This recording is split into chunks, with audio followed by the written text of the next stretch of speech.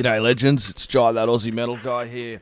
Before we get stuck into another great interview brought to you by Crannk.com and that metalstation.com, don't forget to hit the like and subscribe, and that way you can keep up to date with all the best music and interviews from all over the world.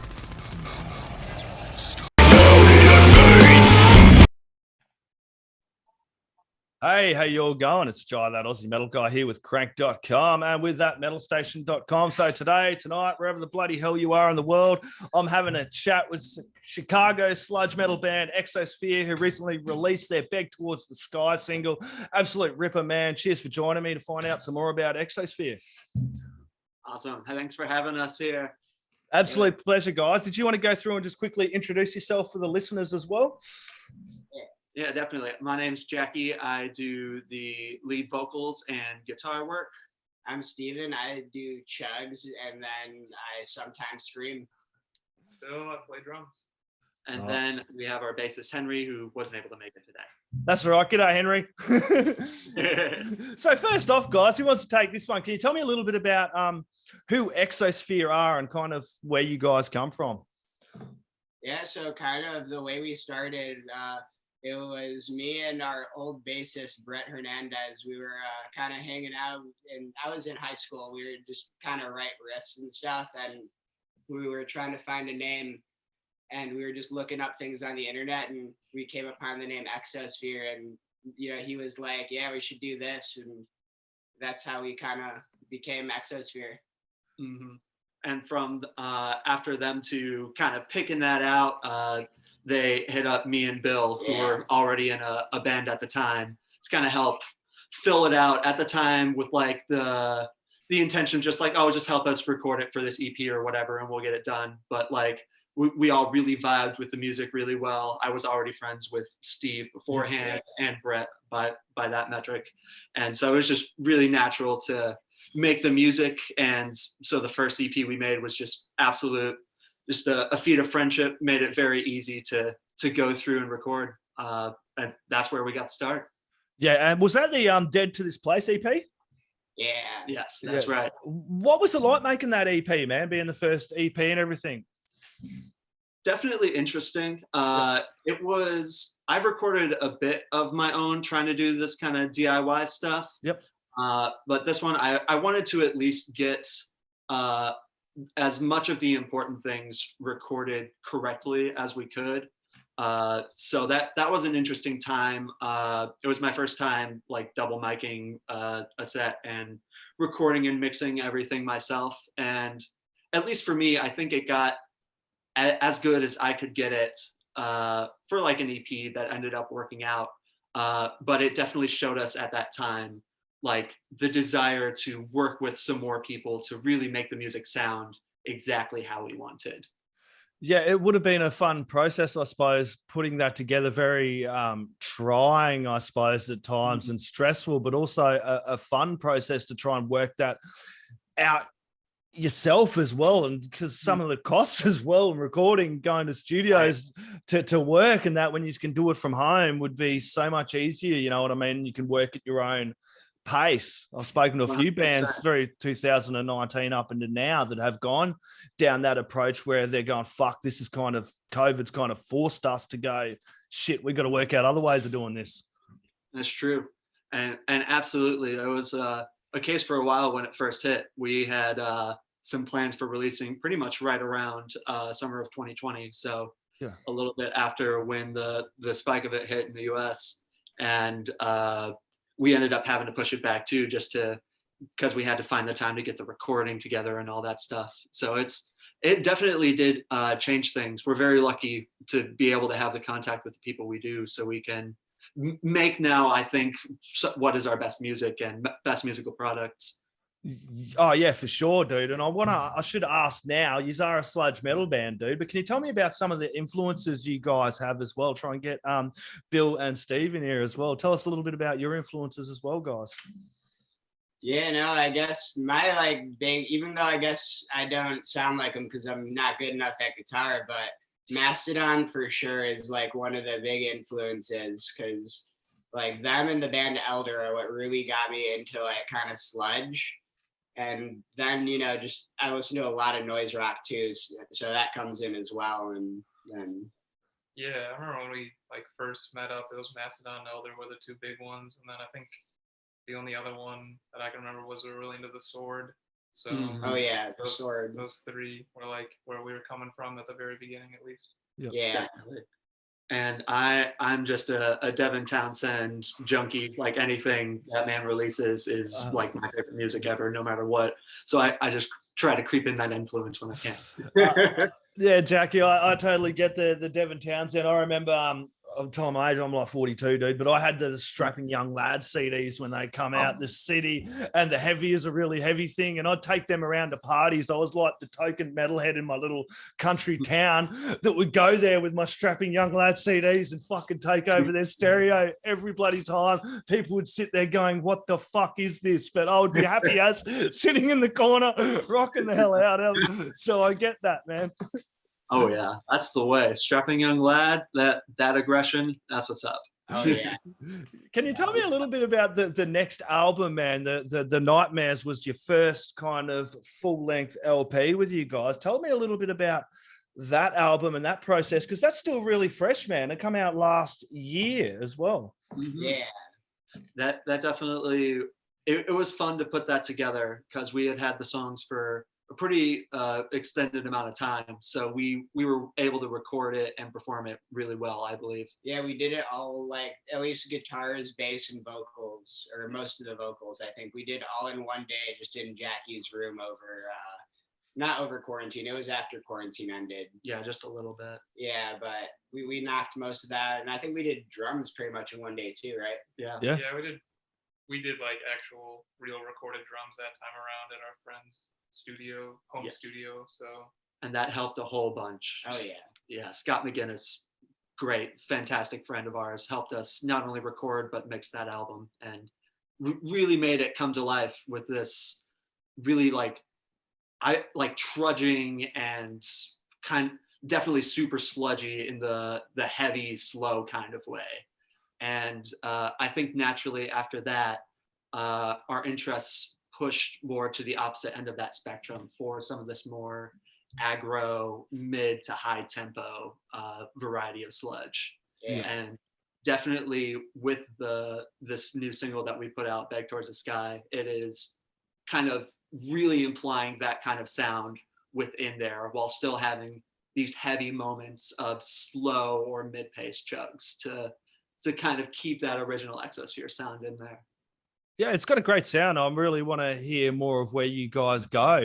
That Beg Towards the Sky was kind of, Keith sent that over to me and he's like, check this out. And I got the presser. Then I've had to jump over and get the Nightmares album and then check out the Dead to This Place, man. These guys have a really great sound, and it must have been a trying time for you guys to kind of keep at it, considering when you kind of started, you're kind of right at the height of everything. You're a fresh new band getting together. You're like, let's do this, guys. We're going to make a fucking push on this. We're going to get a band together. Then everything kind of said, fuck you, and shut down. It must have been a tough time, for you guys to go, okay, where do we go from here?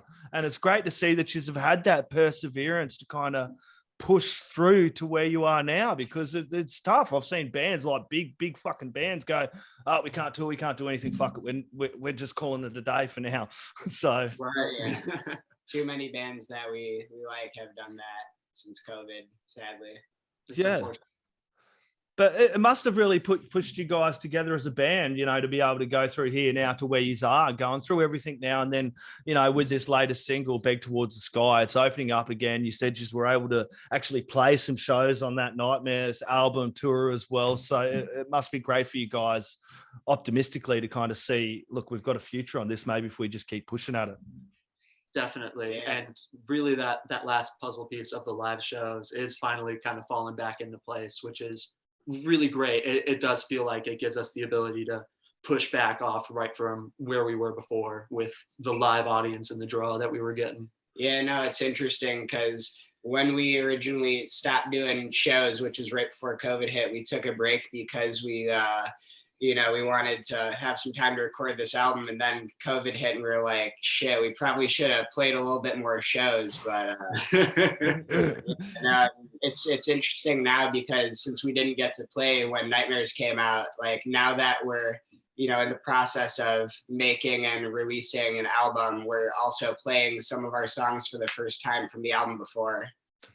Yeah, as well. And being a band, as you said, playing live is a big fucking part of, you know what I mean, the album cycle. Because people, like, for some reason, half of the generation now, like, not so much, there's a lot more metalheads that buy albums, but half of this generation think, oh yeah, I'm just streaming a band, I'm supporting it. And it's, you know, for bands like yourselves coming up, you know, getting along to shows, people coming along to your shows, actually fucking coming along to these underground shows, the band starting up through the scene, going up through the scene, getting along to those shows and buying albums is a hell of a lot more than just streaming. Like, if you know, it's great to get those numbers up and get on Bob's playlist or fucking Jill's fucking playlist or whatever. But when, you know, you got fans going out and actually buying the album, or, you know, jumping over to Bandcamp and buying albums and merch, it does support bands like yourself. It does. It's actual direct support, and I think you're exactly right. It's one of the ways that people can not only show their support for the band, but have it be a real tangible force that helps them keep going. Yeah, exactly. Like, I was looking at the conversion rates for like what Spotify pays out, and like Bandcamp, if you buy our song for a single, you know, or if you buy our new single for just like a cent, we would get more money than like 25 Spotify streams. Right. I know, and that's the good thing about us metalheads. We still want to have those physical things, you know what I mean? And seeing vinyl is coming back as well. It's great. Like, it's been back for the last few years now. It's great to see that medium coming back, because then it gets people listening to whole albums as well. Oh yeah.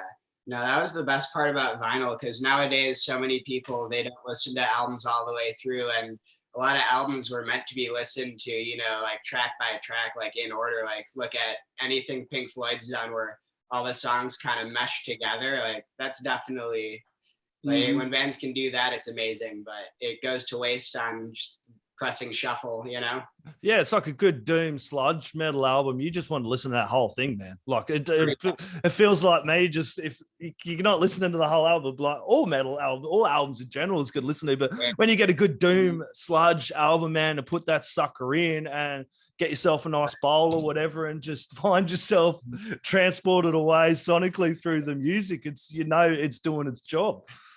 100%. Oh yeah, no, definitely. Like, yeah, no, that's honestly how, you know, I got into like sludge metal. Is like, I was taking some acid with one of our friends, and Bill came over, and, you know, just being like the sober person, was like, okay, I'll DJ for you guys. Put out Elder, and it was just like, felt like I was inside a volcano, just listening through their album lore, and it was an experience, and that's how this became. So people are missing out not listening to full albums. That's all I can say. Yeah, when I was a young lad, I had acid. First time I had acid, I heard Pink Floyd The Wall, and that's probably why I'm such a massive Pink Floyd fan. Now they're like, you got to watch Pink Floyd The Wall, man. Guys, look, I'm going to get you. So I'm going to play Beg Towards the Sky, but I want to get you guys to pick another 2 tracks to play as well, and why you want to pick those tracks.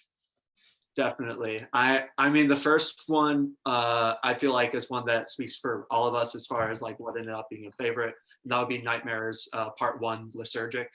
I feel like that song is just a great encapsulation of what we were trying to go for with that one. Slow, trudging riffs with forward moving momentum, but this just depressing down fog of noise and chaos going on underneath these weirdly groovy and catchy riffs. Nice. Got one more in there for me, guys? What do you think? Hellbound, I think people seem to like that one, and it also encapsulates definitely are just weird, sporadic, just like as many different types of riffs in one song as possible. True. That song is like a puzzle piece of riffs. Nice. I've got to ask, man, how's the Chicago scene? You're based in Chicago, aren't you? Yeah. How's the scene bouncing back, man? Has it been good? Everyone getting along to the local shows and everything? I've been asking a lot of this question a lot with bands because I'm really curious to see how the local scenes are bouncing back. 100%. It's definitely coming back in a really big way this summer. I'm seeing it everywhere. It's just the full force seems to be finally back after like the half in, half out one from the last summer here in the US. Yeah, everyone just seems to be ready, kind of, because everyone's got a bunch of just, like, energy they need to let out on stage, and no better way than to just scream your brains out into a microphone. Honestly, Bill's probably best to speak about this. He's been playing a lot with his band Blind Equation. Yeah, we got a lot of venues in Chicago. I think we lost some from COVID, like some of the really small DIY ones, but like all the main staple ones, they're still around. They've been like probably for the last 8 to 10 months, like touring bands have been back through Chicago, and like the local scene never really went anywhere, even if like maybe a few bands did break up. But yeah, there's like a lot going on for sure, music wise, even in just like the Midwest in general, because it's a huge region. There's a lot of good music. Mm-hmm. Speaking of the local scene, is there any other bands from around there we need to be checking out, guys? You want to give us a plug to or shout out? Oh yeah, definitely. Sabak is one that we've been enjoying a lot. They just released a new single, and like, yeah, no, we're big fans of Dillinger, and they're kind of like the local Dillinger escape plan. So we love them. Yeah, those Sabak dudes are really cool. It's Dimitri's the guitar player for Yeah. that one. Yeah, cool And dude. singer. Oh, nice. I didn't even realize that. That's Yeah, cool. no, Dimitri is like, yeah, a god. Awesome. There you go, guys. Exosphere, this has been an absolute pleasure to get chat with you guys, find out some more about Exosphere. Everyone grab Beg Towards the Sky, put it in the stereo, crank it up really loud, grab their EP, Dead to This Place, and their Nightmares LP all over on Bandcamp. Buy it, put it in the stereos, crank it up loud. Jackie, Stephen, Bill, do you have any last words, shout outs, or thank yous you'd like to add in there, guys? I just want to thank you, Jai. Great talking with you. I love your enthusiasm and everything. Hopefully we get to talk again soon. Yeah, thanks for having us. Yeah. Absolute pleasure, guys. We will definitely chat again soon. Thank you very much for joining me, mate. Absolutely. All right, Cheers, peace. guys.